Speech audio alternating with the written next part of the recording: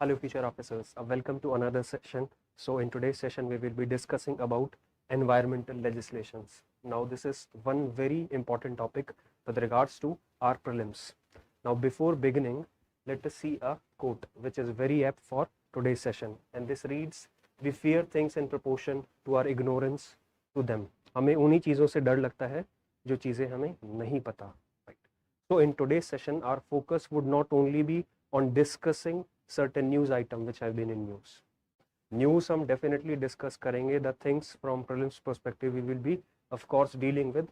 In today's session we will also discuss what not to read. Generally कहा जाता है कि ऐसे पढ़ना चाहिए, ये सब पढ़ना चाहिए, but आज हम उन चीज़ों पे भी focus करेंगे जहाँ पे एक नया aspirant starting में he or she tends to waste lot of time. So I have included those things also which have not to be read. So let us begin. And the first news or the first article for today is tiger safaris. Right. So in fact, this was in today's newspaper itself. Now tiger safaris, they have been in news. Right. So what is the background or the context? So recently, Honorable Supreme Court, it has said that it was inclined to approve establishment of tiger safari at Pakhrau in the buffer area of Corbett Tiger Reserve. तो सबसे पहला prelims के लिए important क्या बन जाता है?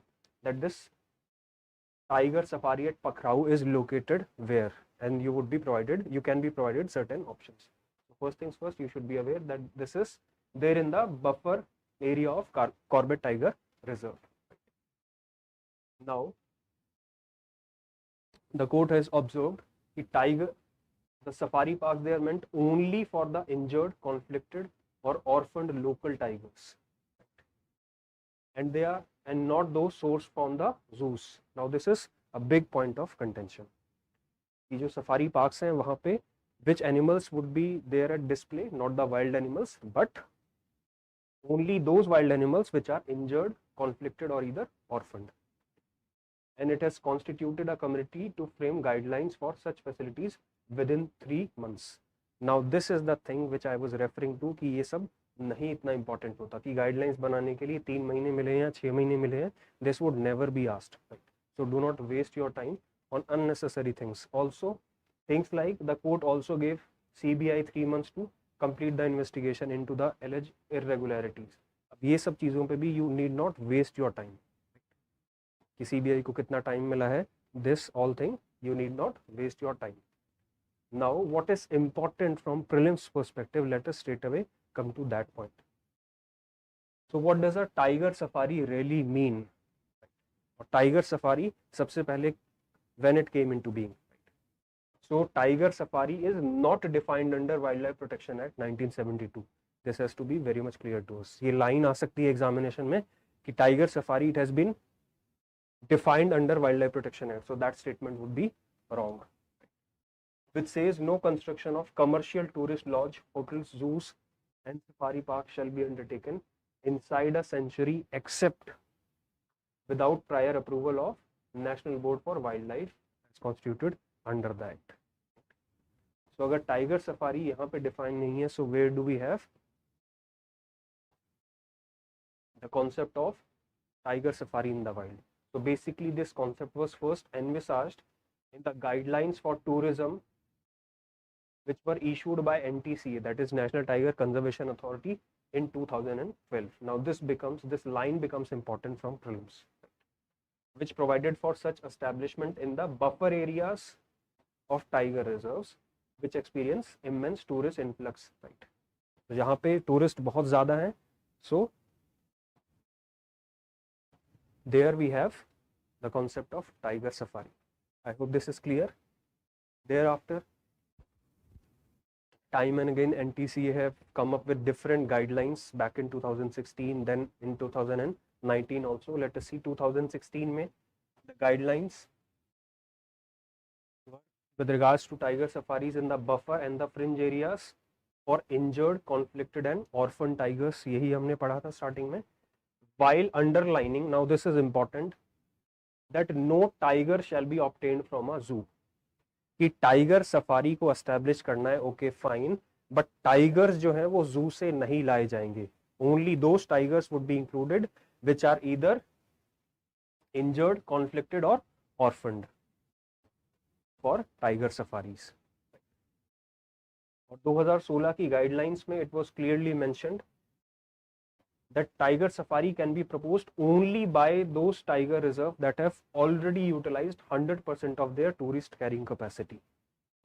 ऐसा नहीं है कि it would be there for all the tiger reserves. It would be only for those tiger reserve that have already utilized 100% of their tourist carrying capacity.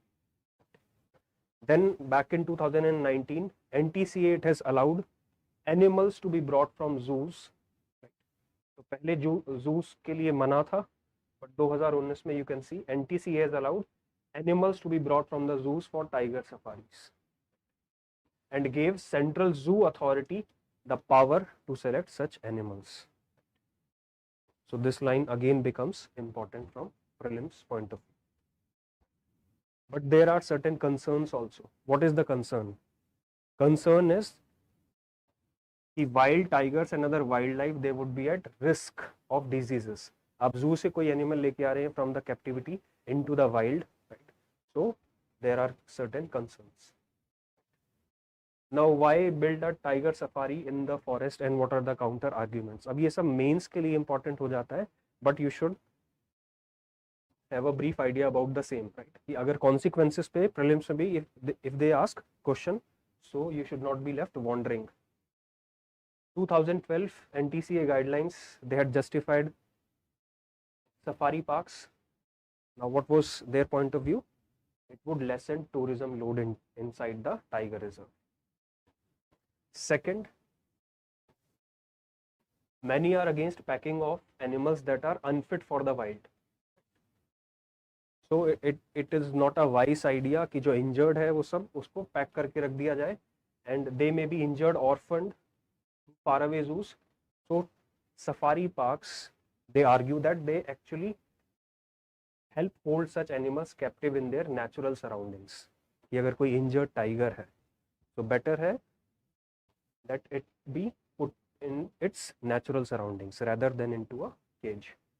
Then thirdly, अगर tiger safari होगा so it would generate money and apart from money it generates local goodwill for the tiger. But there are certain counter arguments also. Counter arguments मतलब number of vehicles which would crowd they would increase और उससे ज़्यादा tourism और ज़्यादा tourism की वजह से stress can also build in the wild, right? Plus जो rescued tigers, so it is a actually departure from the practice. Jin tigers को लाने की बात की है, these are conflicted, these are injured, these are orphaned, so they are already under lot of stress. और उसको अगर आप tiger safari में लेके आएंगे, introduce करेंगे, so that would be distressed animals in non-display facilities. So that is again a cause of concern. And even 2016 guidelines, NTCA was a bit hesitant, right? And NTCA guidelines 2016 में they have clearly stated only those animals they would be become a part of safari parks, right? To make this policy shift and made it mandatory for NTCA to access every recovered treated animal. So जो भी recovered treated animal है सिर्फ that animal can be on display in safari parks. And finally there is again an argument कि captive animal will be captive anywhere. So this was the thing, but इसमें prelims के लिए important था about the concept of tiger safaris. Then talking about next issue, that is forest rights in India, right? Now forest rights in India, they have been in news for different reasons, and one of the reasons was, as per Ministry of Tribal Affairs, about 38% of all claims over land made under the scheduled tribes and other traditional forest dwellers recognition of forest right. So famously this is known as Forest Right Act 2006.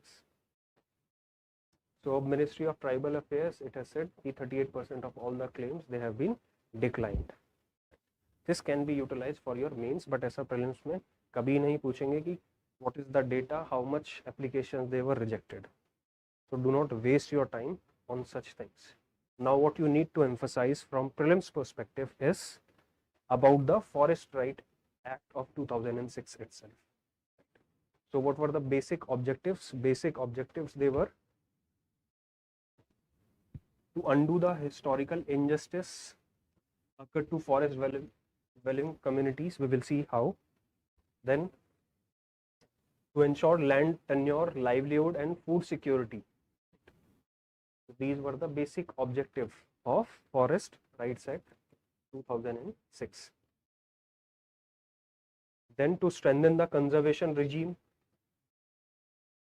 by including the responsibilities and authority on forest rights holders for sustainable use, conservation of biodiversity and maintenance of ecological balance. Now these are very generic statements, but आपको specifically पता होना चाहिए कि questions कैसे आते हैं. Questions आता है that which is the nodal agency. Back in 21 at national level, which ministry is the nodal agency for effective implementation of this particular act? So ऐसे direct questions have been asked. So the answer is Ministry of Tribal Affairs. So ये basics आपको पता होना चाहिए.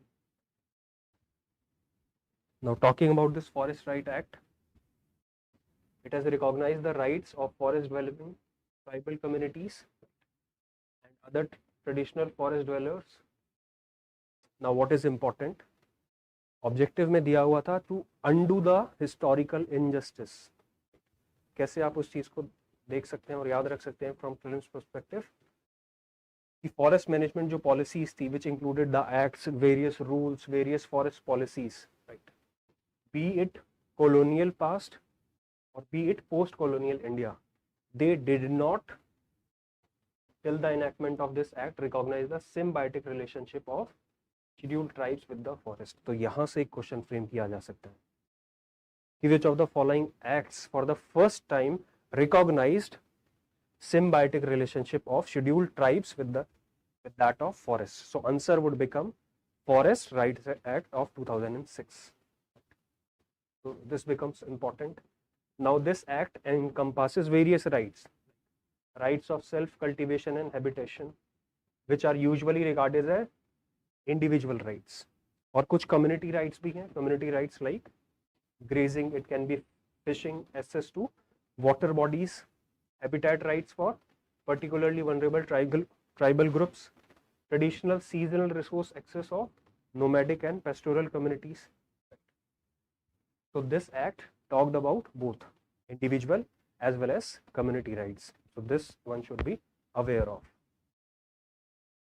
Then it also provides for right to allocation of forest land for developmental purposes to fulfill basic infrastructure needs of the community that is there. Now very important, in conjunction with right to fair compensation and transparency in land acquisition, rehabilitation and settlement act 2013, Forest Right Acts, it protects the tribal population from eviction. So this is a positive aspect without rehabilitation and settlement. And very important, Gram Sabhas, they have been enabled, right? This is a very empowering act because it has enjoined upon Gram Sabha and the rights holders the responsibility of conservation and protection of biodiversity. I hope this is clear.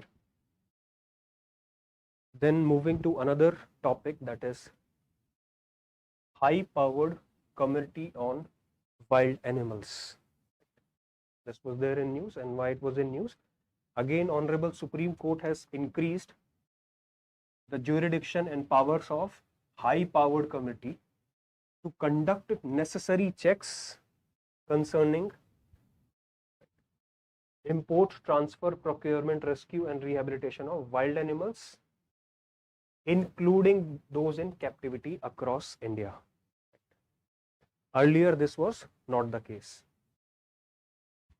So earlier जो committee की power थी, they were only limited to the states of Tripura and Gujarat, but now their ambit has been extended to whole of our country.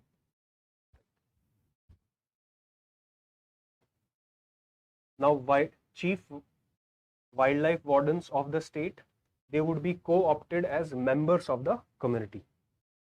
and the panel it would be looking into all the pending and future complaints on the issue. And you should also be aware about Wildlife Protection Act 1972. There has been amendment done, and the most recent one 2022, and it came into force since 1st April 2023. We will be discussing this in great details because questions have been asked and will be asked.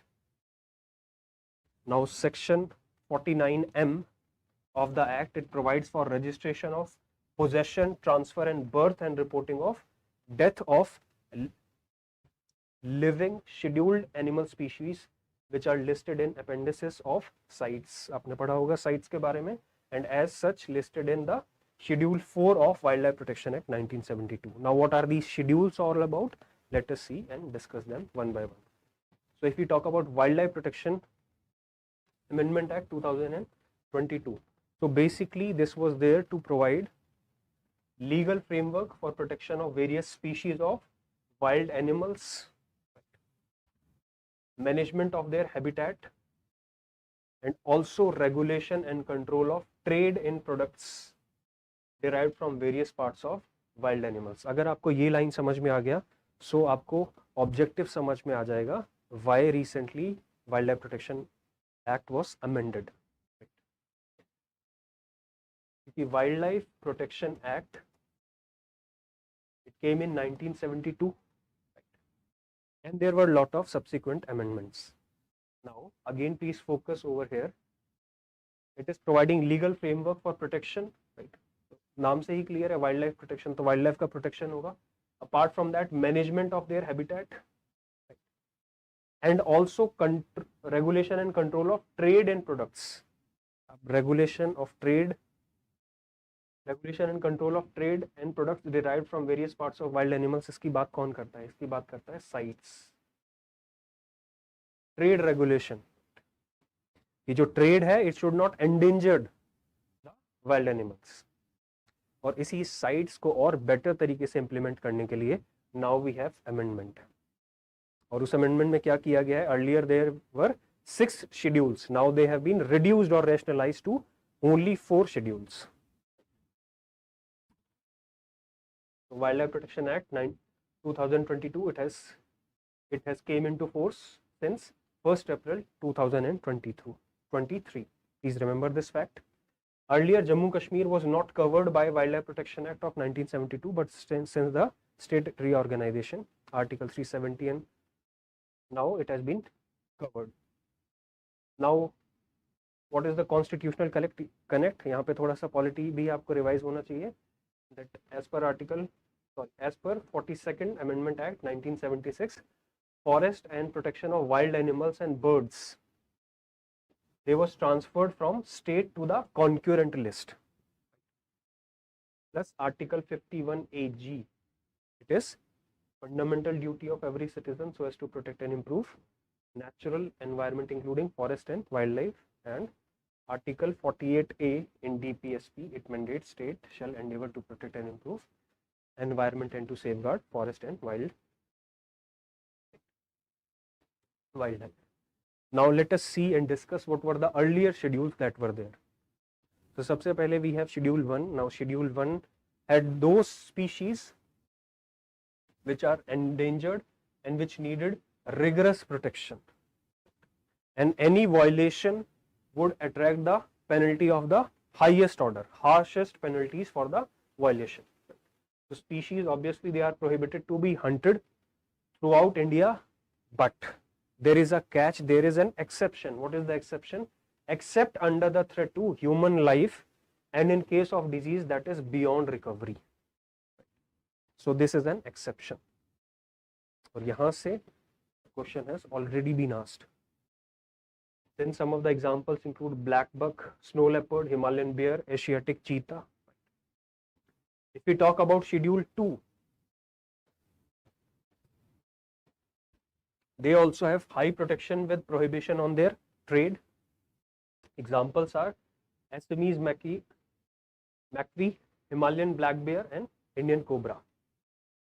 If we talk about Schedule 3 and Schedule 4, Now the species, they are not endangered. Moreover, the protected species with hunting prohibited, but यहाँ पे penalty बहुत harsh थी, यहाँ पे penalty is still there but it is lesser. And Schedule 3 animals, it included cheetal, that is spotted deer, bharal, that is the blue sheep upon which snow leopard feeds, and sambar, that is deer. Schedule 4 included flamingo, hares, falcons, kingfishers, etc.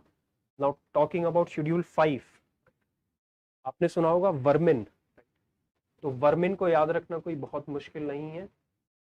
Schedule 5B, this is 5 and this is V, vermin, तो याद रखना कोई मुश्किल नहीं है. Earlier, what are vermin animals? Those can be hunted. They are considered as nuisance to humans. Often they damage the crops. For example, Nilgai in Bihar. And there have been demands rising from the state government of Kerala so as to declare wild boar as a vermin. Then other examples included common crows, fruit bats, rats, mice, etc. And Schedule 6, it talked about certain specified plants which can only, so cultivation and trade of specified plants can be carried out with the prior approval of the competent authority. And the examples included blue orchid, red orchid, pitcher plant, etc. But now we have an amendment, और अब ये schedule 6 घट के schedule 4 ही रह गए हैं. तो first schedule, it has animal species with highest level or highest degree of protection. Examples: tigers, black buck, sloth bear, cheetah, swamp deer. Then schedule 2 includes animal with lesser level of protection, and their examples are nilgai, Indian flying fox, Andaman bulbul, etc. What about the vermins? So vermin भी अब schedule 2 के अंदर include करना होगा अगर आपको, if you have to declare any animal as vermin. Now schedule 3, it talks about protected plant species. Schedule 1 or schedule 2 relating to animal species, schedule 3 relating to protected plant species. Example: Neel kurunji, which blossoms 1 in 12 years, right? और उसी की वजह से Nilgiris have got its name, pitcher plant, etc. And finally we have schedule 4. Now schedule 4, specimens which have been listed in appendices under sites.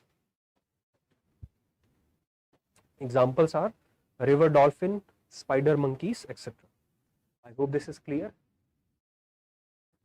Now you should also be aware which of the bodies are constituted under the Wildlife Protection Act 1972. Now again I would repeat the same thing. अगर आपने पहली ही line इसकी ध्यान से पढ़ी और समझी है, Wildlife Protection Act, why it is important. Of course बहुत आसान है याद रखना. Protection of the wildlife, it would obviously be there. Then management of their habitats. Apart from that, regulation in trade. So first we have National Board for Wildlife. Now this is the apex body when it comes to review all the wildlife related matters and approver of projects in and around national parks and wildlife sanctuaries. So this is the apex body, and who is the chairman? It is chaired by Honorable Prime Minister. So you should remember this fact. Then we have State Board for Wildlife. तो इसको याद रखना बहुत मुश्किल नहीं है. You would be seeing number of bodies, but जिसमें wildlife है, so you can easily remember that. So State Board of Wildlife, the respective chief minister of the state, he or she would be the chairman. Then Central Zoo Authority, right?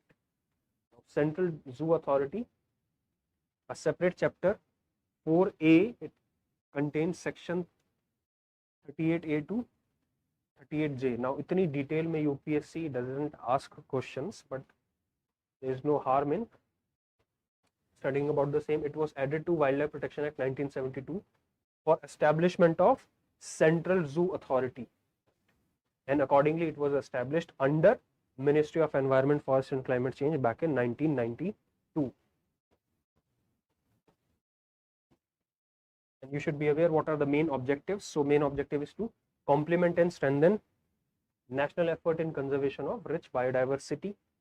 It also provides recognition to zoos and is also tasked with regulating zoos across the country. Obviously it would be the task of Central Zoo Authority only. And it also lays down the guidelines and prescribes rules under which animals they may be transferred among zoos nationally and internationally, right? So this is under Central Zoo Authority. Central Zoo Authority, just now we had seen in the case of tiger safaris as well. Then we have NTCA, that is National Tiger Conservation Authority. When it was established back in December 2005 for strengthening tiger conservation, right? And Union Environment Minister is the chairperson of NTCA and the State Environment Minister is the vice chairperson. So please remember this. And central government on recommendations of NTCA declares an area as tiger reserve. So these are the basics and one should be aware about the same. And finally we also have Wildlife Crime Control Bureau. Now all these bodies are constituted under Wildlife Protection Act 1972 and its subsequent amendments. So नाम से clear होना चाहिए. It is a statutory multidisciplinary body established by government under Ministry of Environment, Forestry and Climate Change so as to combat organized wildlife crime in the country, right? And it also coordinates with the international players, with the custom authorities, and it is headquartered in New Delhi. So Wildlife Crime Control Bureau ka headquarter is in New Delhi and it also has 5 regional offices at Delhi, Kolkata, Mumbai, Chennai and Jabalpur. Earlier UPSC doesn't focus on the regional centers and all कि board का headquarters कहाँ है कहाँ नहीं, but in the recent times you must have seen कि T board, right, where it is headquarters और वो सब चीजें. So I hope this is clear. Moving further, now forest conservation rules 2022, they were also in news. And why they were in news? Because NCST, that is National Commission on Scheduled Tribes, is caught in a row with Ministry of Environment, Forest and Climate Change over these latest rules. We will see what was the matter. So the row is over potential violation of provisions as enshrined in the Forest Rights Acts of 2006. So what are the rules, what is the act and how this NC, National Commission for Scheduled Tribes, it is involved? Let us see. So what basically happened? Ministry of Environment, Forest and Climate Change back in 2022, it has notified these rules. और इस rule के according what happened? It prescribed the mechanism for diversion of forest land for non-forest purposes. So this was the basic premise of these particular rules. Now these amended rules, they have omitted a clause which was present in 2014 and 2017 rules that had explicitly required any proposal to be mandatorily have consent of local tribes people and other traditional forest dwellers, which are often known as OTFDs, of the area before proceeding to stage 1 clearance. आसान भाषा में समझते हैं इसको. What happened? Forest conservation rules, they were notified by Ministry of Environment, Forest and Climate Change 2022 में. Basic premise क्या था? We have already seen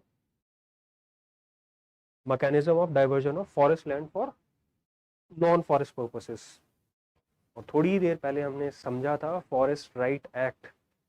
It is an enabling act, right, where the Gram Sabha, it was granted a lot of powers, but now according to National Commission of Scheduled Tribes, these rules, they have omitted the clause which were present in 2014 and 17 rules.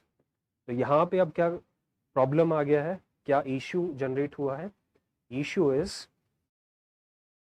now there would be no requirement of consent of local tribesmen and other forest dwellers before proceeding to stage 1 clearance. There are certain stages, stage 1, stage 2 clearances, so on and so forth. So अब ये requirement नहीं रही, right? And this Forest Conservation Rule 2022, it has allowed applying entities to go for consent of locals represented by Gram Sabha after stage 1 or even after stage 2 clearance. what this basically means कि stage 1 clearance हो गया, stage 2 clearance हो गया, उसके बाद में you can go to their consent. But you should also be aware that as per Forest Rights Act 2006, in case of dispute over forest land, precedence it has to be given to rights of scheduled tribes and OTFDs, that is other traditional forest dwellers who live in and of the forest and its resources over any other party. Now this is clear with Forest Rights Act of 2006. But Forest Conservation Rule 2022 क्या बोल रहे हैं? They are talking the stage 1 clearance you can have without going to these entities. So let us see in brief about Forest Conservation Rules. What are the basic highlights of the same? So among other things, it has talked about compensatory afforestation. So applicants for diverting forest land, obviously compensatory afforestation makes sense क्योंकि हम divert कर रहे हैं forest land को for non-forest purposes.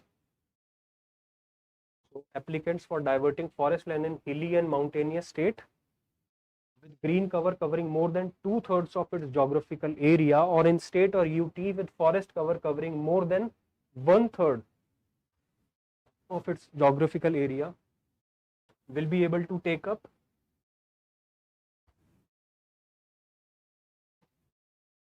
compensatory afforestation in other states UTs where the cover is less than 20%.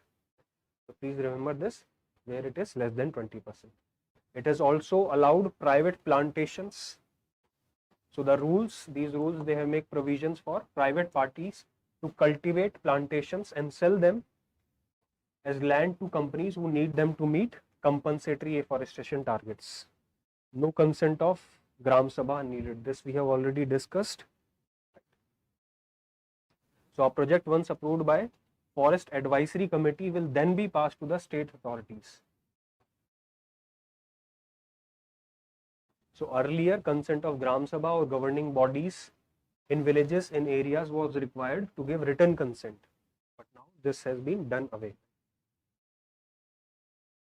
And this Forest Conservation Rule 2022, they also allows buildings in forest. So right to construct structures for bona fide purposes, genuine purposes के लिए it has been allowed, which includes forest protection measures and residential units up to an area of 250 square meters as one-time relaxations. So this was in brief about the recent Forest Conservation Rules 2022. I hope this is clear. Moving further, now fly ash utilization. This was again in news. So recently Ministry of Environment, Forest and Climate Change, it has clarified on the compliance date for complete utilization of fly ash for thermal power plants in new notification. Basically number of times fly ash को कैसे utilize करना है, we have different notifications. So these amendments are made under the power conferred on the on the central government under Environment Protection Act 1986. And there have been various notifications, for example 1999, 2020, 2021 और उससे पहले भी number of amendments they were there. So what are the key highlights? First, there is a wide scope.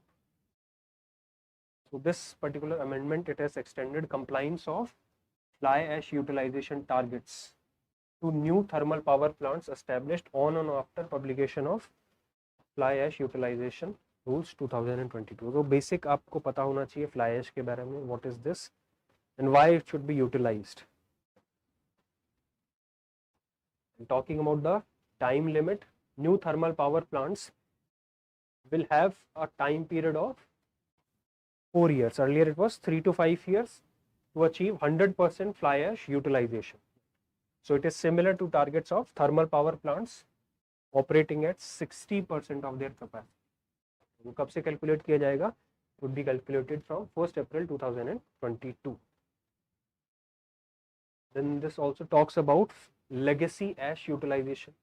आपने पढ़ा होगा environment ecology में, what do you mean by legacy waste, ये अलग से क्वेश्चन फ्रेम किया जा सकता है. What do you mean by legacy waste, right? So which has been stored, so legacy ash stored with the thermal power plants. In this period, it would be calculated from again 1st April 2022. And it also talks about reclamation. So amendment allows reclamation activity in solar and wind power plants. Earlier this was not the case. Earlier it was only allowed in the green belts and the plantations, but अब इसको थोड़ा सा और broad कर दिया. So now reclamation activity is allowed in solar and wind power plants as per the guidelines issued by Central Pollution Control Board. I hope this is clear.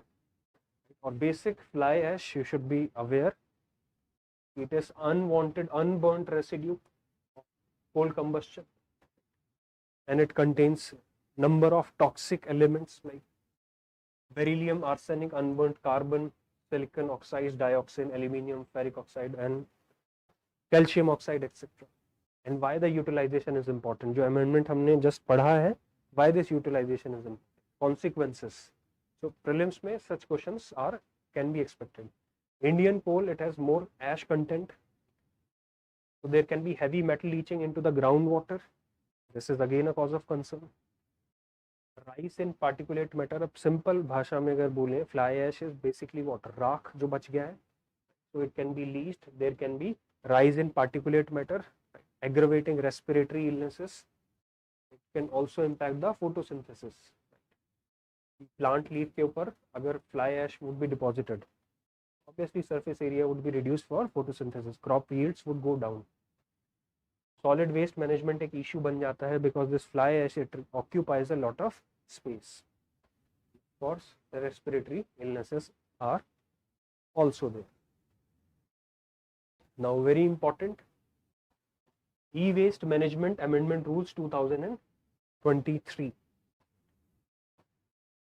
So who has notified these rules? So these have been notified by Ministry of Environment, Forest and Climate Change in the exercise of powers conferred by Environment Protection Act 1986.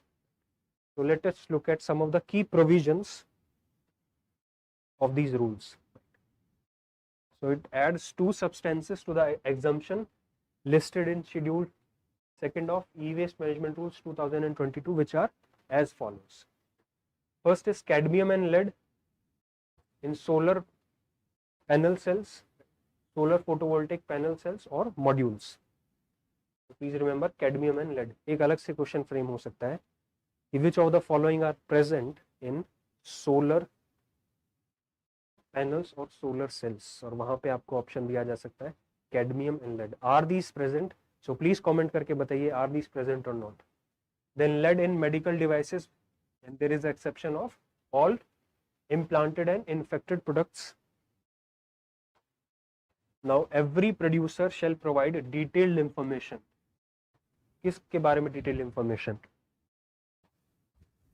About the constituents of the equipments, their components or consumables or the parts or the spares. So it shall be the duty of every producer to provide the detailed information. And you should also be aware a bit about the background. If you talk about our own country, in India, e-waste management rules and handling rules 2011, they introduced the concept of EPR for the first time. What is EPR? Extended Producer Responsibility.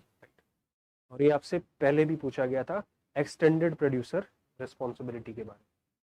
While e-waste management rules 2016, they brought more stringent targets for collection of end of life products and simplified process of applying for EPR authorization. We will see all of this. So extended producer responsibility का मतलब क्या होता है? So it basically means it would be the responsibility of the producer for environmentally sound management of product until the end of its life. तो producer का it is नाम से clear होना चाहिए एक्सटेंडेड प्रोड्यूसर रिस्पॉन्सिबिलिटी. प्रोड्यूसर की responsibility बनती है that there should be sound, environmentally sound management of the product, कि जो आपने प्रोड्यूस किया है वो आपकी ही जिम्मेदारी है that until the end of its cycle, and it is based on polluter pays principle, making waste producer responsible for recycling and disposal of their waste. ये जो waste है या फिर ये जो produce है, you have created this, now this becomes your responsibility to properly dispose this, properly recycle this. And you can see 2019 how questions are asked by UPSC. Always and always focus how UPSC ask, क्योंकि पढ़ने का कोई अंत नहीं. Always remember this thing. In India, extended producer responsibility was introduced as an important feature in which of the following? I hope now this becomes very easy.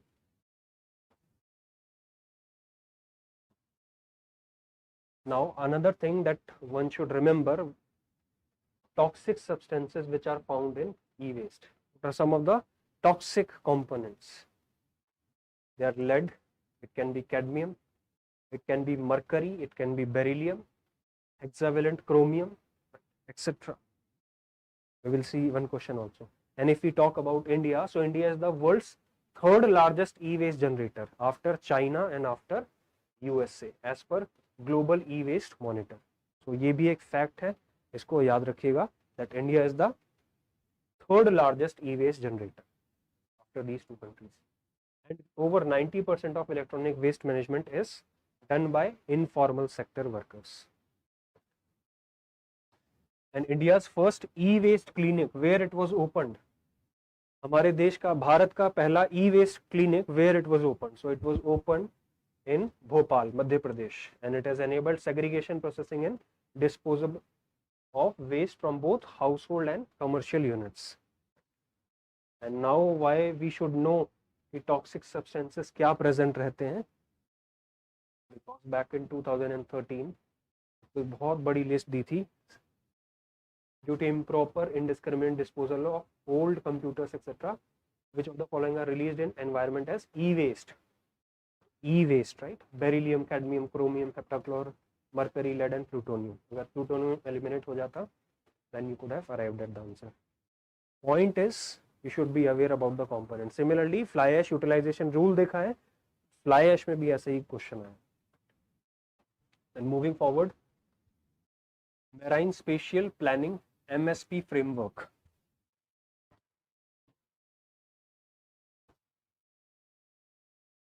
Now, Puducherry, it has launched the country's first marine spatial planning framework as part of pact under Indo-Norway Integrated Ocean Initiative.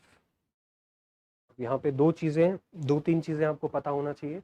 सबसे पहले, what do you actually mean by this marine spatial planning framework?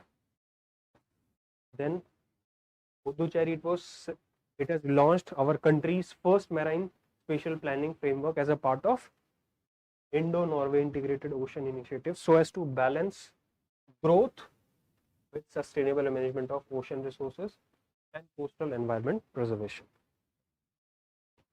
Now, this MSP,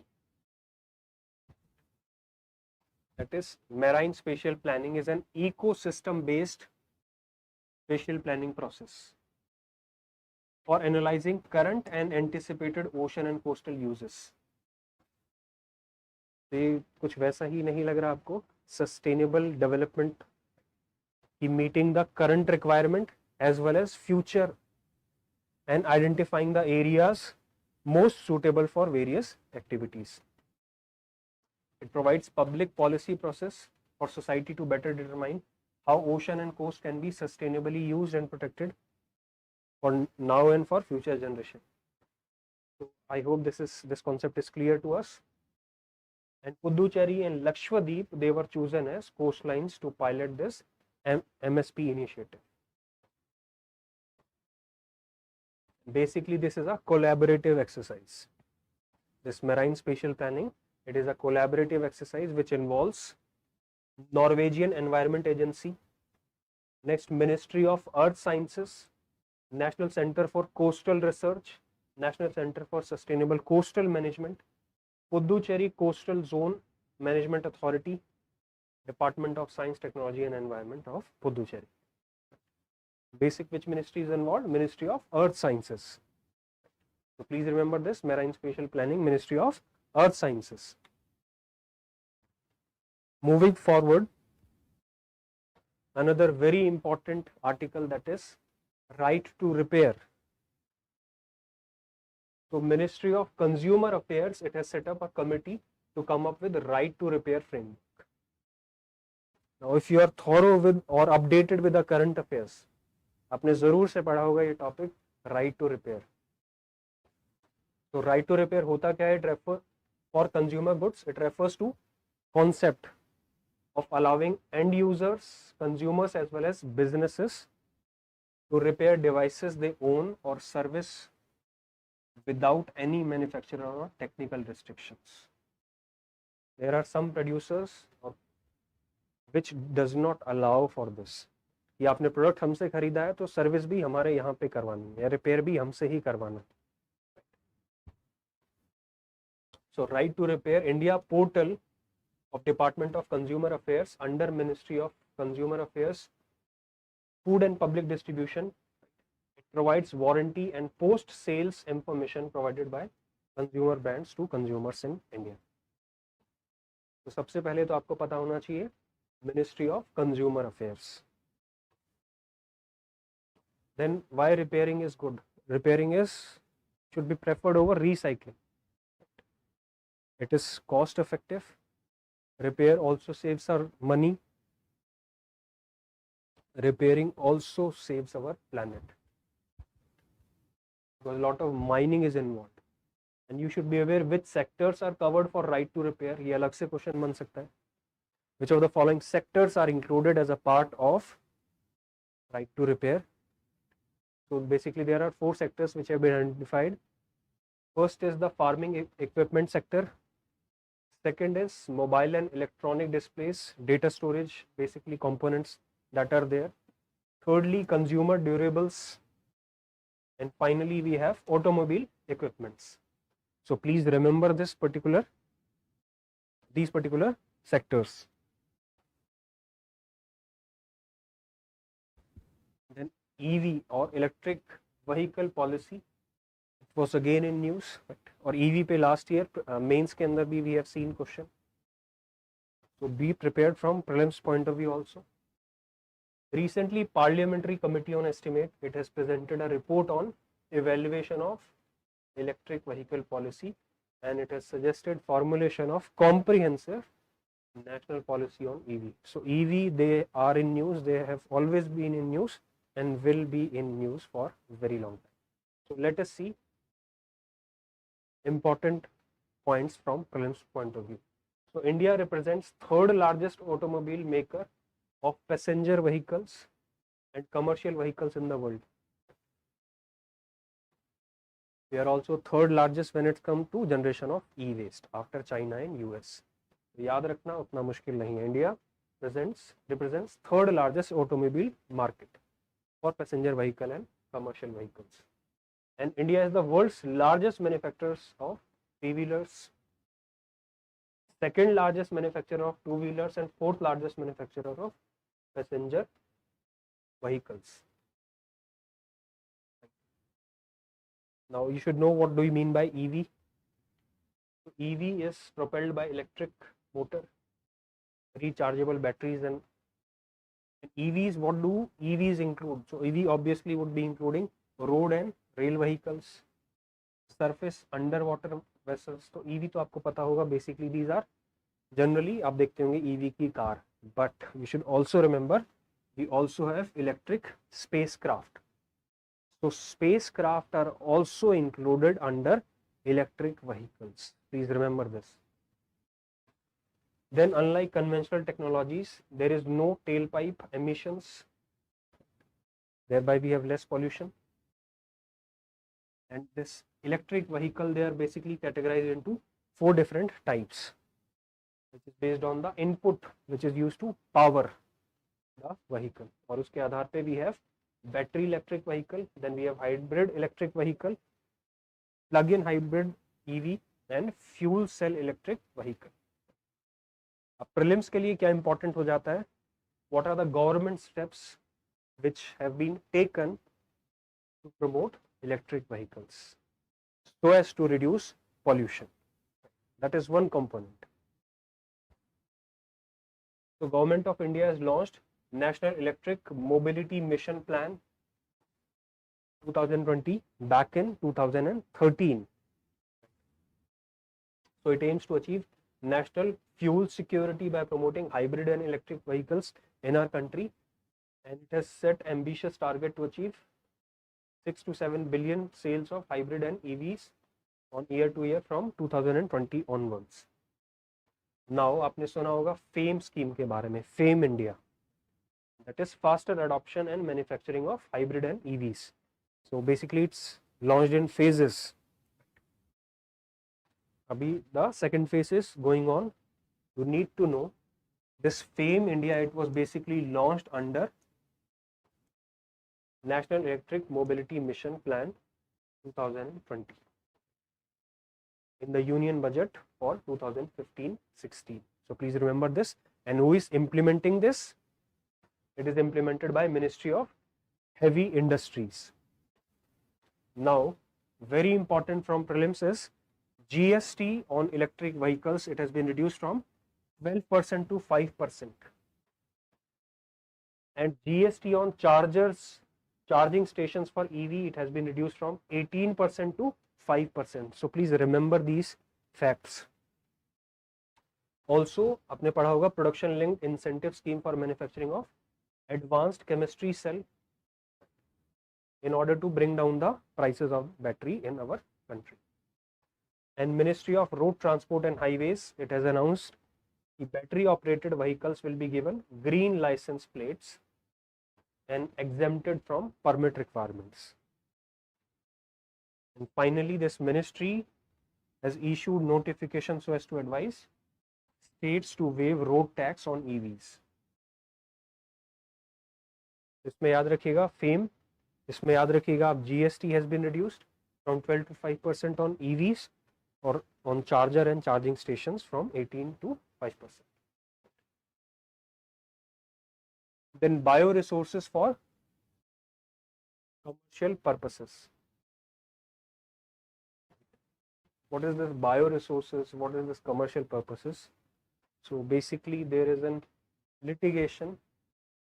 So Dabur India, it has been assessing biological resources for commercial purposes without obtaining required approvals as per National Biodiversity Board. So National Biodiversity Board, it has told NGT that Dabur India is assessing biological resources for commercial purposes without the required approvals. Now let us see.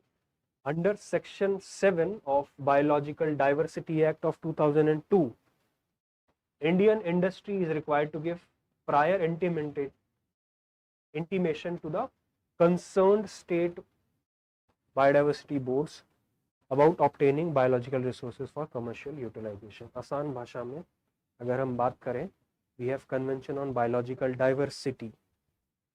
आपने पढ़ा होगा Rio Summit. उसके बाद में you must have read about CBD also. तो CBD को implement करने के लिए assess of benefit sharing etc. We have come up with Biological Diversity Act of 2002, and it is clearly stated कि जो Indian industries हैं, if they want to assess the benefit deriving from the biological resources, then it has to give prior information, prior approval is required from the respective state biodiversity boards. And the state biodiversity board, it will have power whether to allow or to prohibit such activity, right, which violates the objective of obviously conservation, sustainable uses and equitable sharing of benefits. और ये जो biological resources हैं, these includes plants, these can be animals, these can be microorganisms, their parts, genetic material and the byproducts.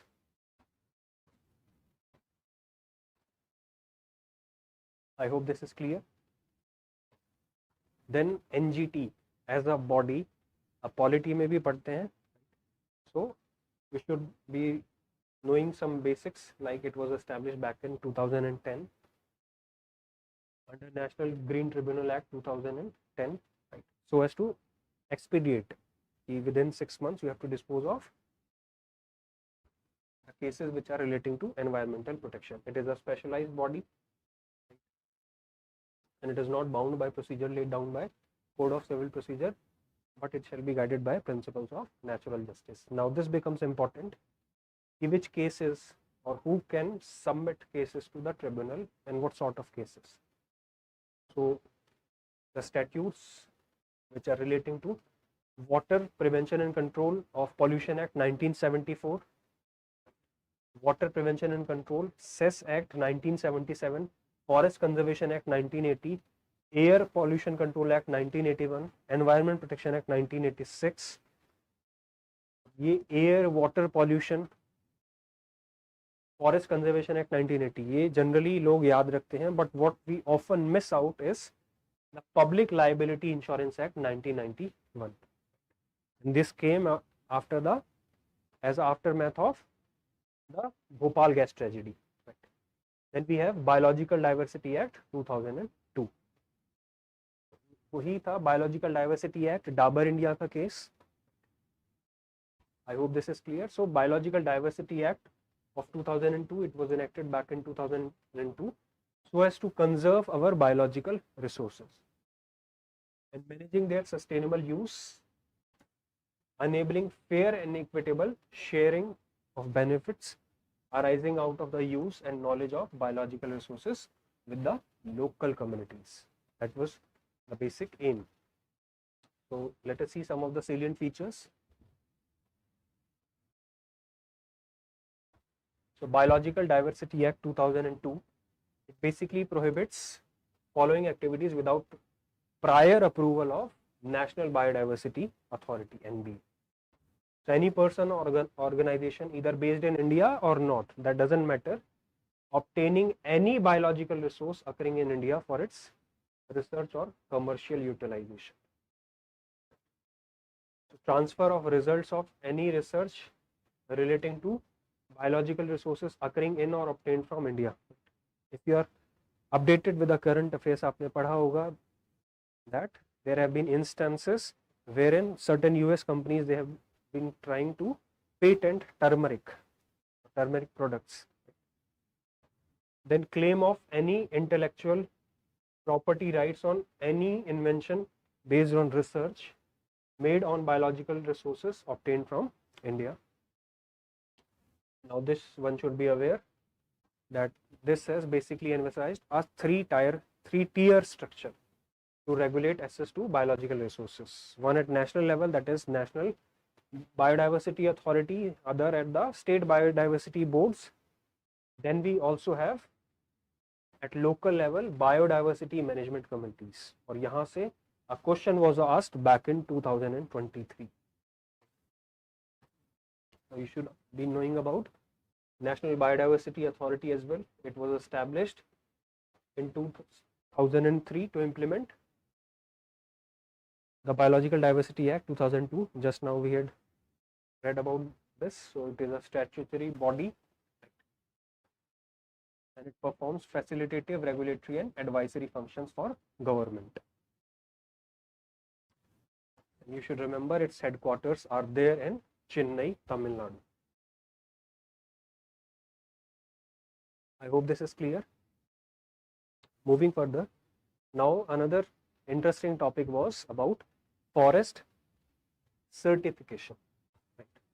What is forest certification? What is the entire issue? Let us see. So several countries and corporates, they are keen to present environment friendly image. In fact, everybody is trying to project an environment friendly image, and at times what happens, I'm just deviating a bit to tell about greenwashing. So वहाँ पे false impressions are basically generated. Now coming back to our topic of forest certification, Europe and United States, they have passed certain laws to regulate entry and sale of forest-based products in their markets, which have created the need for forest certification. Forest certification की जरूरत होगी. Now certain countries and corporates, they are very keen so as to present environment friendly image, and now they try to ensure that they avoid consumption of any product that might be a result of deforestation or illegal logging. कि अगर illegal logging किया है, deforestation किया है, so those countries they won't be accepting those products. This is where certification industry comes in. So offering a multi-layer, it basically offers a multi-layer audit system that seeks to authenticate the origin. जो आप जो produce है वो जो sell कर रहे हैं, that whether that is genuine or that is derived out of illegal logging or deforestation. About the origin, legality, sustainability of forest-based products such as timber, furniture, handicraft. It can be paper, pulp, rubber, and many other items. This is clear. Now, one basic fact about environment and ecology relating to forest. After a certain age, capacity of the trees to absorb carbon dioxide, it gets saturated.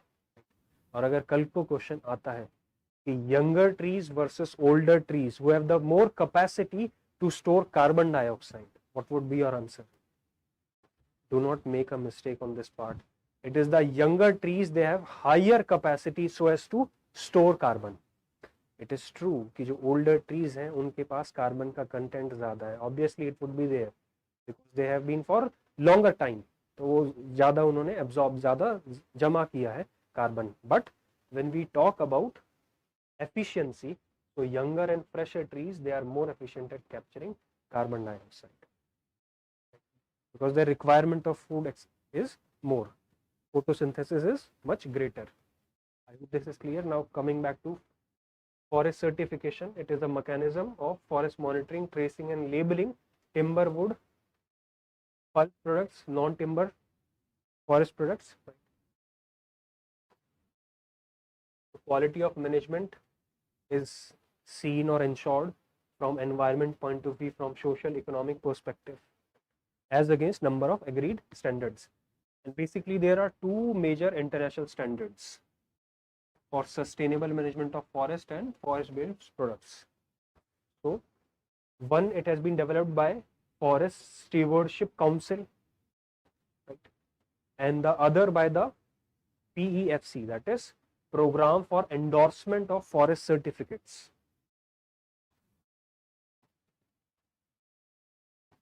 And this Forest Stewardship Council, it is more popular, it is more demand, and it is more expensive in comparison to the Program for Endorsement of Forest Certification. And organizations like these are only the developers and owners of standards. For example, we have International Organization of Standardization, or for that matter we have our Bureau of International Standards, and they are not involved in evaluation and auditing of the process. I hope this is clear. So they are the developers and owners of standards कि कैसा standard होना चाहिए, but they are not involved in evaluation and auditing of the processes being followed by forest managers or manufacturers or traders. I hope this is clear. And this is the job of certification bodies which are authorized by them. Evaluation, auditing का काम is not theirs. It is done by certification bodies which are of course authorized by these two. And there are two types of certifications. One is forest management and the other is chain of custody.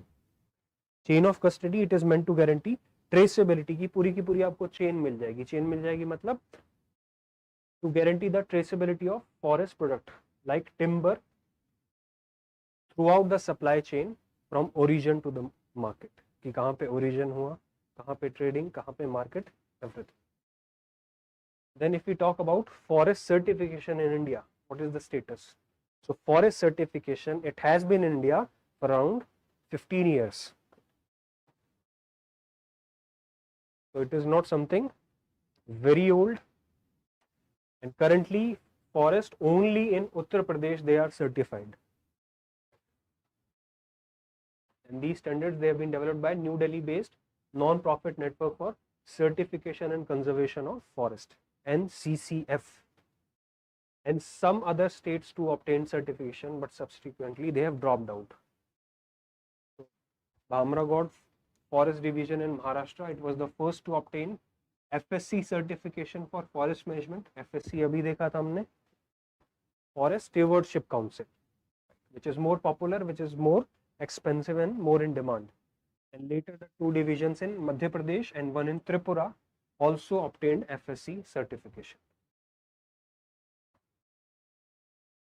Now, very important to remember, talking about India specific standard, India allows for export of only processed wood and not timber.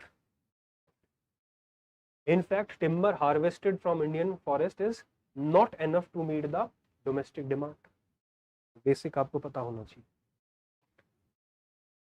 For housing, furniture and other products, it is not enough to meet our domestic requirement. Obviously, we are the largest, we represent the largest population. So India's forest contribute just about 5 million cubic meters of wood every year, and almost 85% of the demand for wood and wood products is met by trees outside forest. So about 10% is imported, and India's wood import bill is somewhere between 50,000 to 60,000 crores per year. And since TOF, that is trees outside forest, are very important, new certification standards are being developed.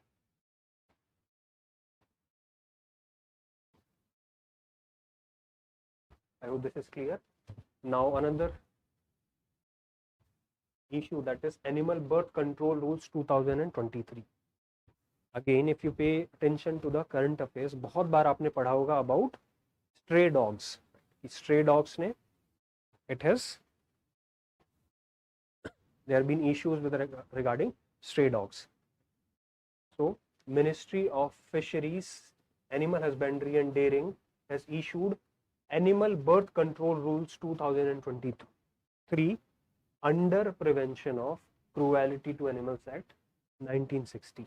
अब important क्या हो जाता है? Important becomes under what? It is under Prevention of Cruelty to Animals Act 1960. And these rules, they supersede Animal Birth Control Dog Rules 2001.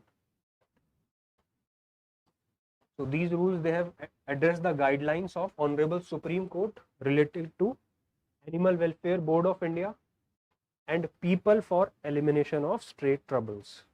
So number of litigations in Honorable Court, and in its various orders, Honorable Supreme Court has specifically mentioned that relocation of dogs cannot be permitted.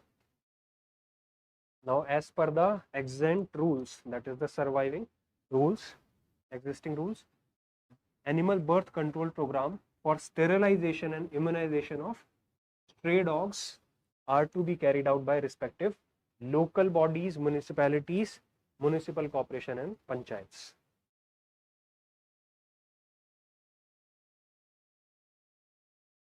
And by effective implementation of these particular rules, animal birth control program, it can be conducted by local bodies, which will help in reducing stray dog population and addressing animal welfare issues that is there.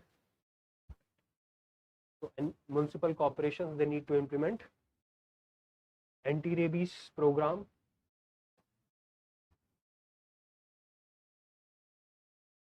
I hope this is clear. अब इसमें एक दो चीजें आपको याद रखनी है, that is, first is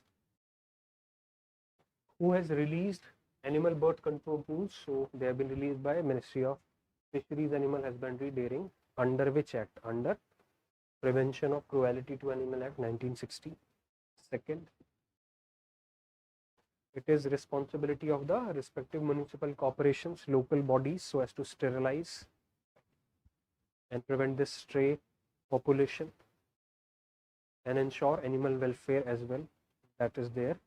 Another important point is the rules provide the guidelines to how to deal with human and stray dog conflicts without, now this is important, without relocating the dogs in the area. I hope this is clear. Then we have an issue of river sand mining. So NGT, that is National Green Tribunal, it has directed that it will be mandatory to obtain consent to establish or consent to operate from concerned state pollution control boards for river sand mining, and that no river sand mining will be allowed to continue without obtaining these consents with effect from 1st September 2023. So basically, now it is mandatory to obtain the consent of respective state pollution control boards. And all of us are aware what are the ill effects of sand mining. So this we won't be discussing because this has been covered in the earlier session. It can have an impact upon the characteristics of river beds. There can be disturbance in the velocity, flow patterns, etc. The flora, fauna, it can be badly impacted. Now talking about sustainable sand mining management guidelines, in 2016, it has suggested that source of sand in India are through. So we can obtain sand from riverbed and floodplain, lakes and reservoirs. It can be obtained through agricultural fields, coastal marine sand, paleo channels, and manufactured sand, that is often referred as M sand.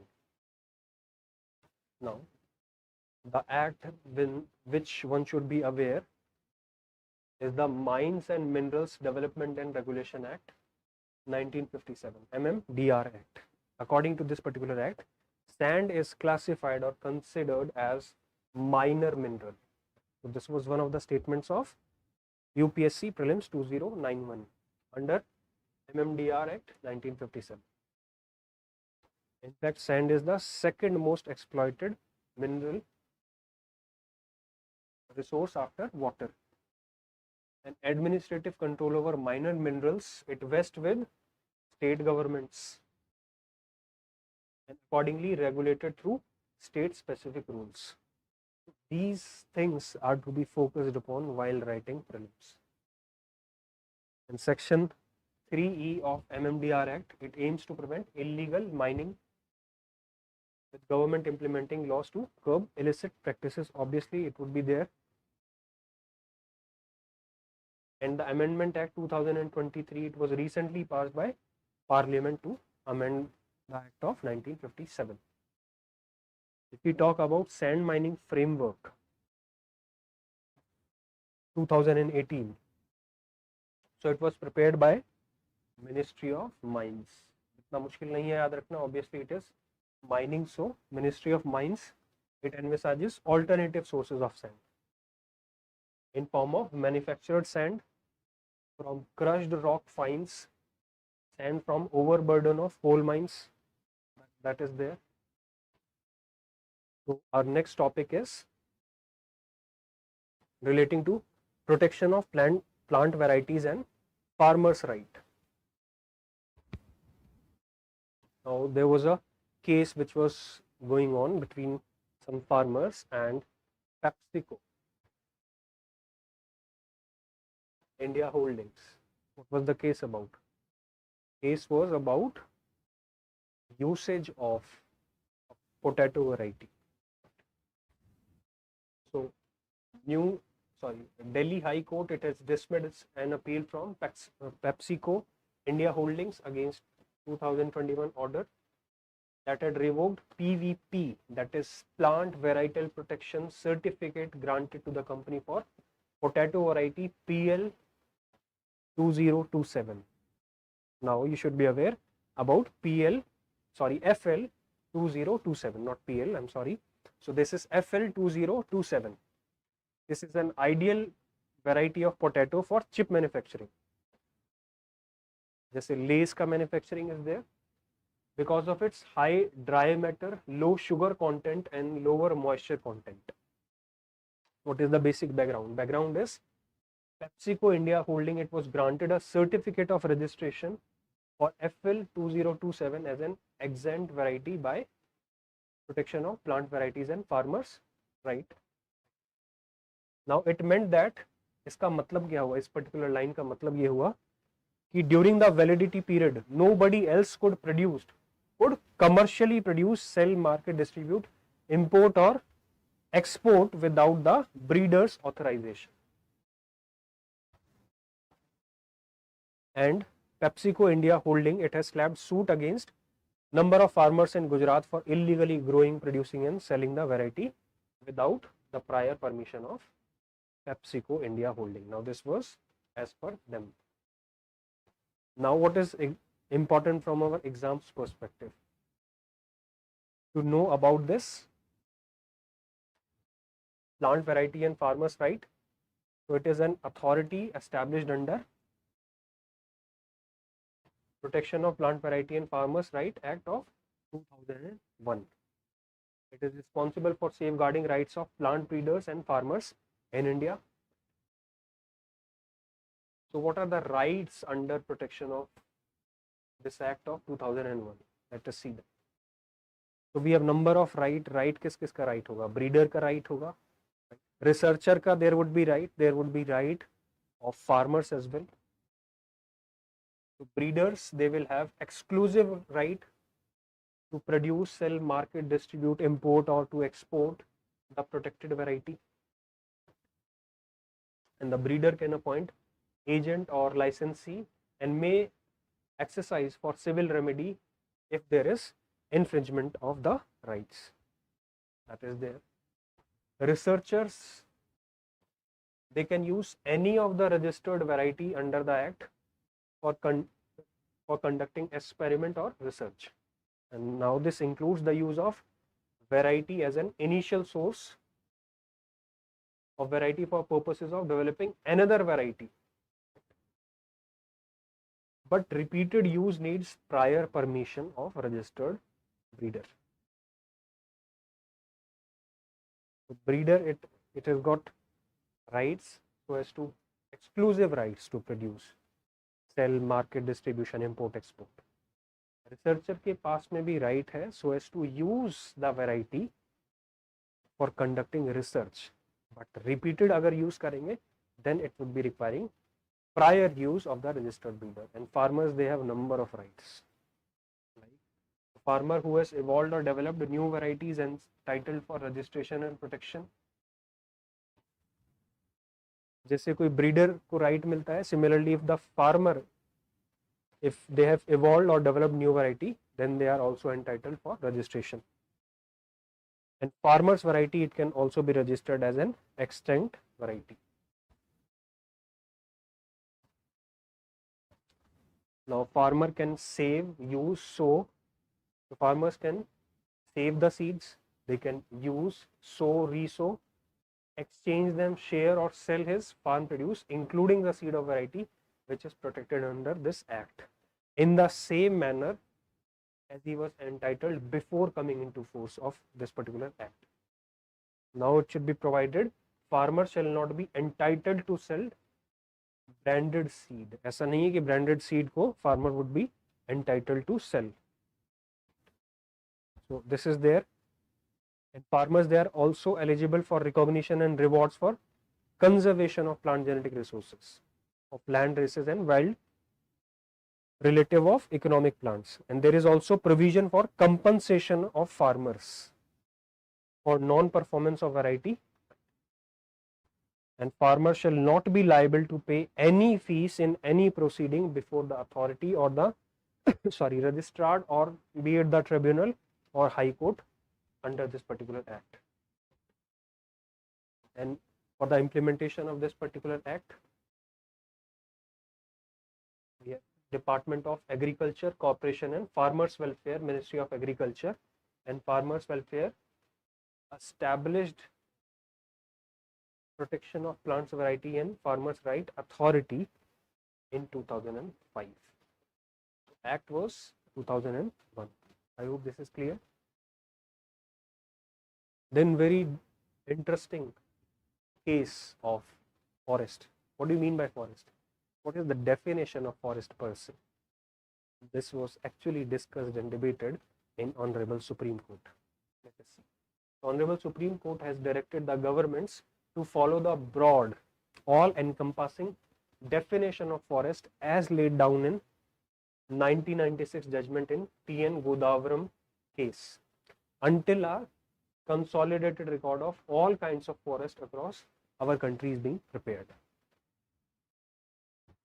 And the court ruled that FCA would apply to all land parcels that were either recorded as forest or which resembled dictionary meaning of forest. Talking about 1996 judgment, in fact, for the last year, this judgment, 1996 judgment of T.N. Godavaram, it was lot in news. So you should know a bit of background ताकि आपको रटना ना पड़े. So back in 1995,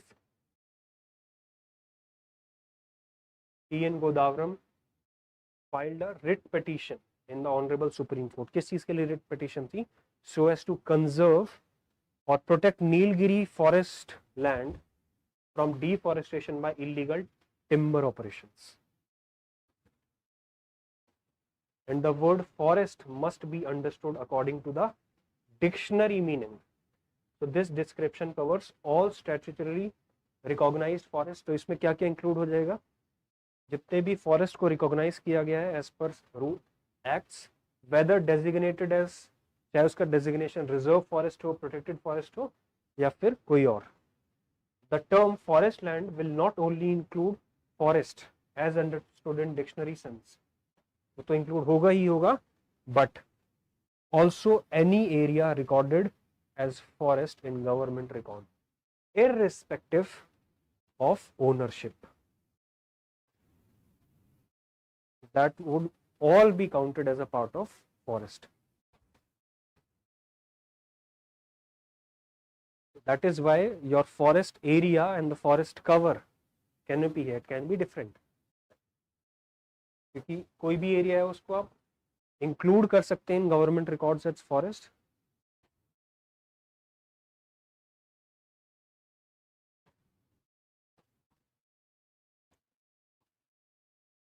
Then talking about Forest Conservation Act of 1980. It was enacted to protect India's forest and empower the central government to regulate extraction of forest resources, timber से लेके bamboo, coal, minerals, right, by industries as well as forest developing communities. नाम से ही clear होना चाहिए forest conservation, so as to conserve the forest.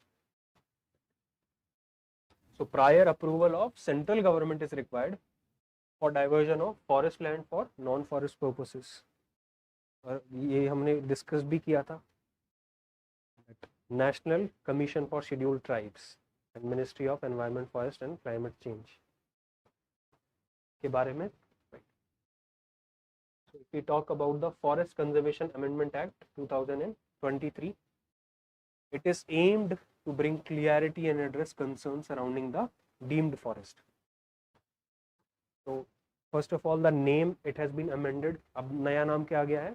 It is one संरक्षण एवं संवर्धन. संरक्षण मतलब प्रोटेक्शन, संवर्धन मतलब grow.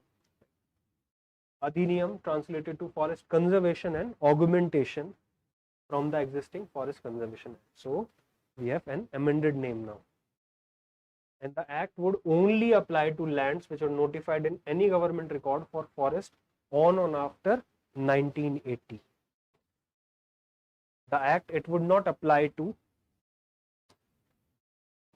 if the notified forest land was legally diverted between 1980 and 1996 for non-forest use. 1996 what was there?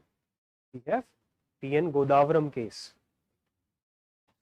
Then to forest land situated 100 kilometers away from international borders, वहाँ पे भी this won't be applying. And to be used for strategic projects of national importance या फिर a land ranging from 5 to 10 hectares for security and defense purposes. Now this makes sense. International borders ho gaya, they, right? National security or defense projects, it won't be applying to those. And these are the facts. Now the act also specifies some activities that can be carried out in the forest, like establishing of checkpost, fencing and bridges.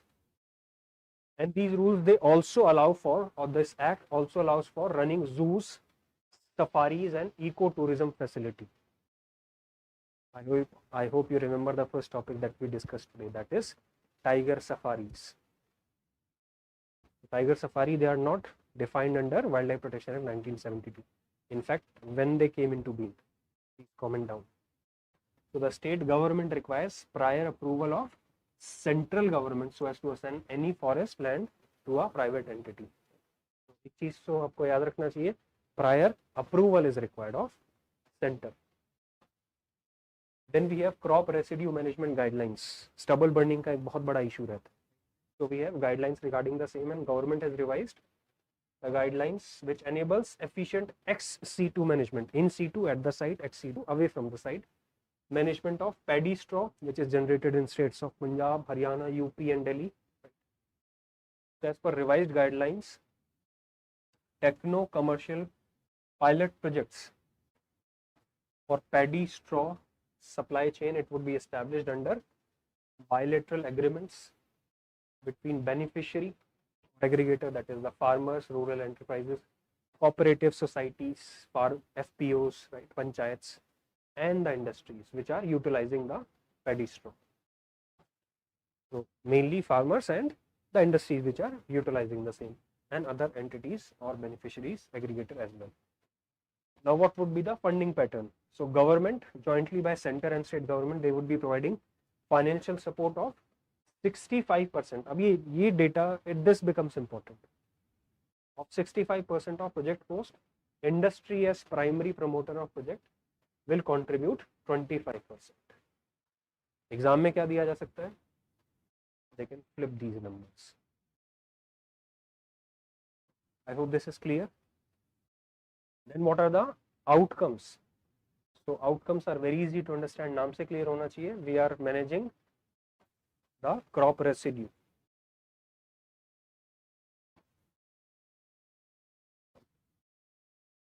Air pollution, it would be considerably reduced and it would generate employment opportunity as well. Then we also have Coastal Aquaculture Authority Amendment Act. And Coastal Aquaculture Authority Act, it was enacted in 2005 with the aim to protect coastal environment while also promoting orderly growth of coastal aquaculture farming in coastal areas in a manner which is consistent with it. The Act provisions have also ensured continued operations of coastal aquaculture within the CRZ. What is CRZ? Coastal Regulatory Zone areas subjected to restrictions imposed by the authority. And now we have Amendment Act of 2023. So it has basically broadened the definition. जो पहले definition था, it has broadened the definition. किस चीज का definition? Coastal aquaculture का definition. And now it comprehensively covers all activities of coastal aquaculture, and it has removed the ambiguity which was existing between farm and other verticals of coastal aquaculture. So newer forms of environment-friendly coastal aquaculture such as cage culture, seaweed culture, etc., they can be taken up in coastal areas, mostly within the CRZ. So registration granted under Coastal Aquaculture Authority Act shall prevail and will be treated as valid permission with CRZ notification. Now what is the basic issue? One issue faced by the aquaculture farmers is they often have to run behind different agencies or bodies so as to obtain clearances or permissions. Now that would be solved. So registration which is granted under this Coastal Aquaculture Authority, it shall prevail and be treated as a valid permission under CRZ notification, with the intention to enable lakhs of small marginal farmers to avoid possible need of CRZ clearances from multiple agencies. So this is a good point. And specific exemption has been granted under this particular act, like hatcheries, brood stock multiplication centers within no development zone, that is 200 meters from high tide line of CRZ. And there has been removal of imprisonment. Earlier there was an imprisonment of period up to 3 years, and it has imposed only a penalty in line with principle of decriminalizing civil transgressions. So multiple agencies say you need not have the small and marginal farmers, aquaculture farmer, they need not apply for the licenses, and there is removal of imprisonment of period of 3 years. Then we have urban river management plans.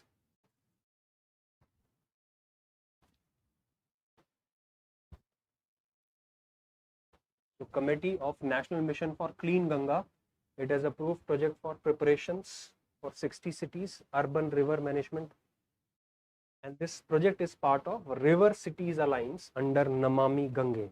We should know about River Cities Alliance. So it was started in year 2021 as a joint initiative of Ministry of Jal Shakti and Ministry of Housing and Urban Affairs. What was the vision? नाम से clear होना चाहिए, River Cities Alliance. That means to connect river cities and focus on sustainable river centric development, because the rivers are not just flowing water, in fact they are the hearth of cultural development. So you should know about National Mission for Clean Ganga. It was registered as a society in 2011 under Societies Registration Act 1860.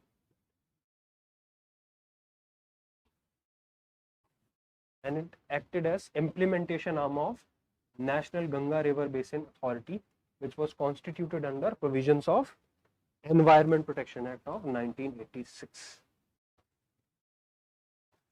And this NGBRA, that is National Ganga River Basin Authority, it since been dissolved with effect from 2016.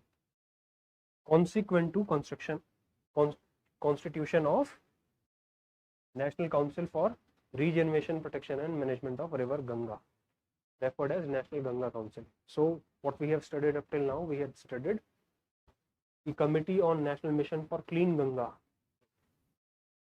It is basically approved for a project, and this project is a part of River Cities Alliance. River Cities Alliance 2021 में start हुआ था, joint initiative of Ministry of Jal Shakti, Ministry of Housing, Urban Affairs. Then National Mission for Clean Ganga, registered as a society.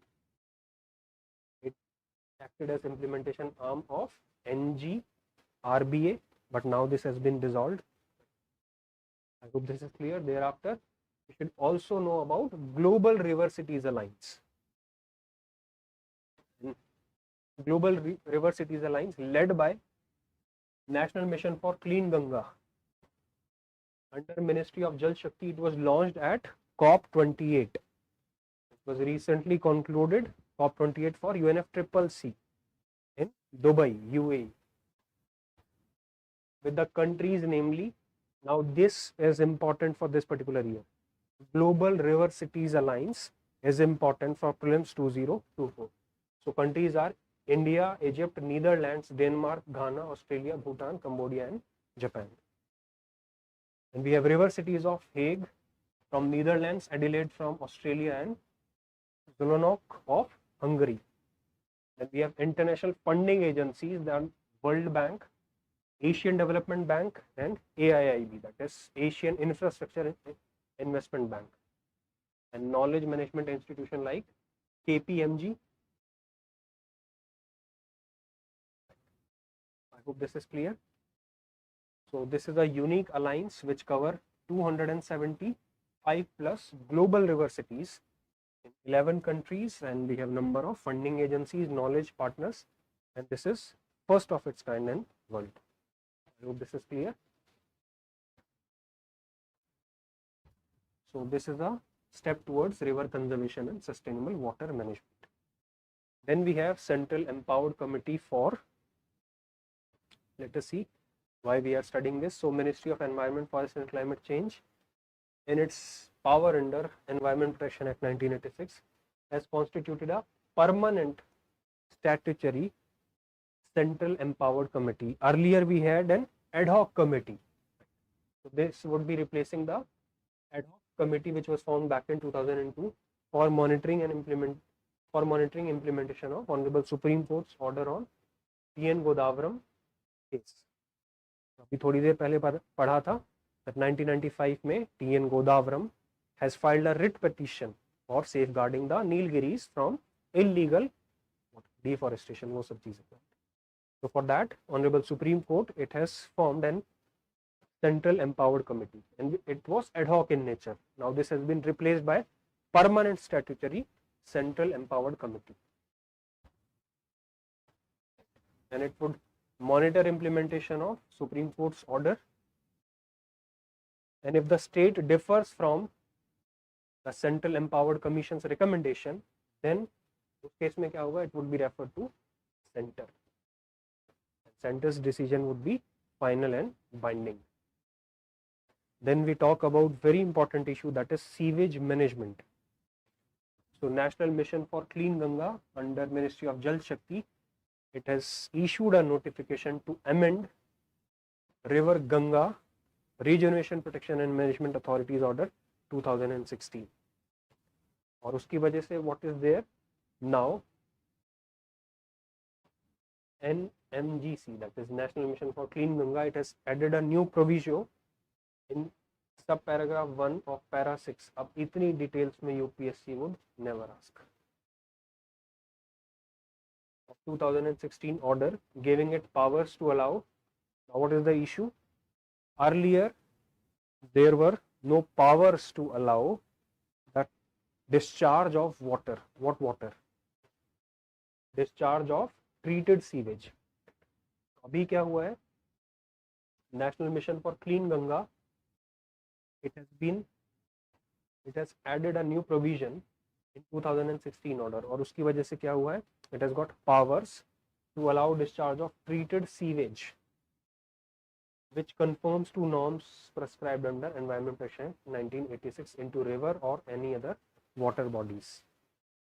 जब treated water को allow किया जाएगा, it would ensure more flow into rivers. For example, flow in Yamuna can be increased.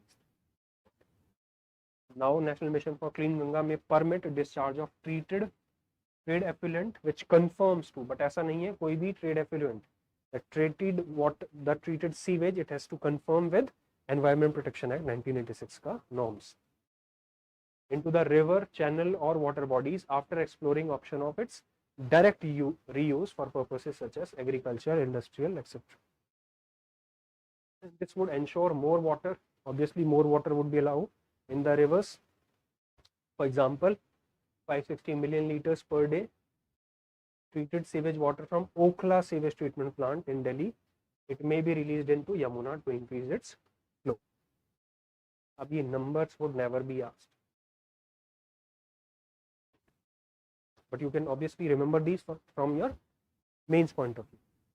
Now moving forward, we have wildlife protection licensing additional matters for considerations rules 2024. This was in use recently. So central government has introduced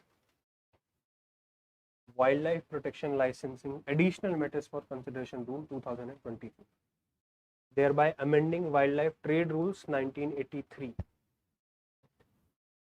And in fact, this is the first change. Amendment become operational on 16th of January 2024, marking the first revision since 1983. 1983 में rules what they stated, as per 1983 rules, no such license shall be granted to trade in wild animal specified in Schedule 1 or Part 2 of Schedule 2 to Wildlife Protection Act 1972, except with previous consultation of central government. This was as per 1983 rule. याद कीजिए wild life protection act थोड़ी देर पहले पढ़ा था, उसके अंदर what was the main objective? was the protection of wildlife, management of habitat, as well as regulation control of trade. But these 1983 rules, they have been now amended. Wildlife licensing rule 2024.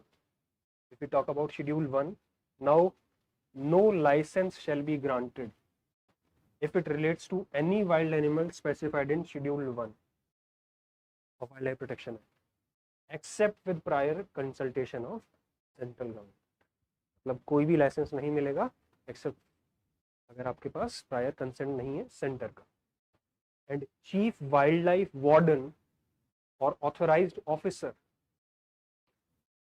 issue the license based on certain parameters like existing कितने license है, what would be the implications on hunting or trade of wild animals concerned, and number of other parameters as well.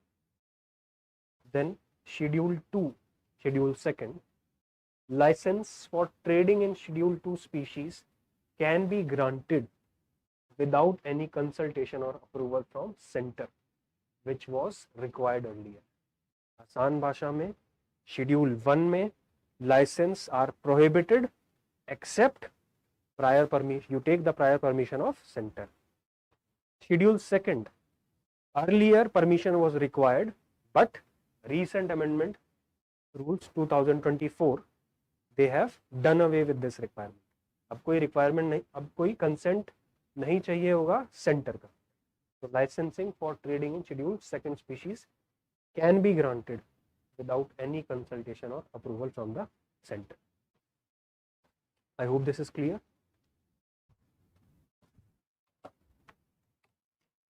So this was all about the environmental legislations which were in news. So please study, and more than studying, please practice. So thank you very much and have a good time.